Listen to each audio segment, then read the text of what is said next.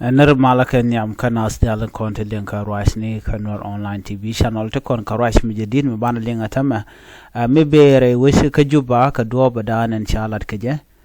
en lera ban linga roja dan en chaling en tama en wo te ka kor mi le rode ka le rode dor dan en te SPLM IO tetin agenda na bu konaling ere ler kana me gore jen o jinmi jiram jidit kanwar online tv channel noga jen en wo jender yen waga nasin ko kien der subscribe kade notification bell der jetwain ko de ler titi de kan chamala shub kaji gwasa dana pai kalarech ban ler me ban je chulinga gwa ko do badan en chabre kaja gore liang kana rander je gor no bejeling kone ideal gorge jen wo bikan man lero den tam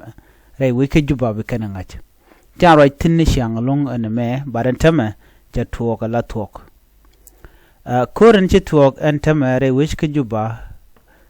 kula la jo juba shire wije wike juba bad jogde re wike juba kebes dunga spele mayo gwad danan te de inken tigtan la barak dien tigare duar mushal ke una let mo te kam juba no ala kam de kene juba an wije mene te ga 45 km take a kilometer jandang wan with the ala nande ke karek lo tiaka ko 45 km karodian shala do shire nyal Uganda kenere nyal kirma yadit shiga bogo long bokan SPLM IO kachi deni rum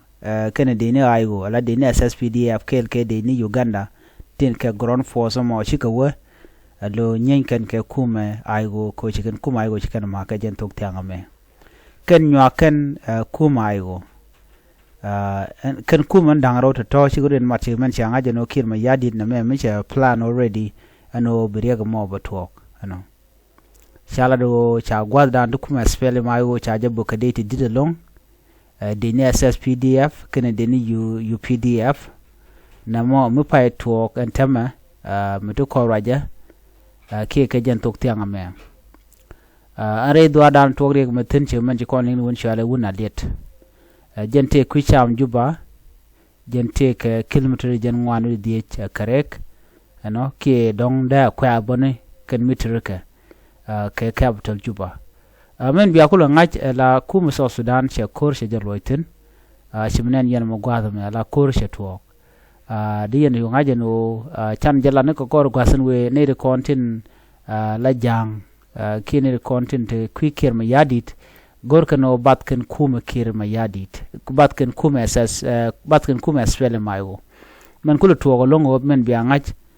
shi SPLM IO karwade na me tuwa ko ba Nuer ba kana ki ba Nuer ba ko mukerik rega ci tuoge cirke me shaling na panno de yerun wo te wike juba ke de randar wo unimis ko ne me run bete ke riktu ngane bodien laten so de ne dial de candidate de kan kaling do bran jungane rodian lat ke je so ro inshallah chimene ne mo ko turo mo cirke me choda lat ani balen nyok ben ka kore me che information mo ga me che jenong do kana am right kon ge ajeno to korte tin re wich ke juba ko la wujentrar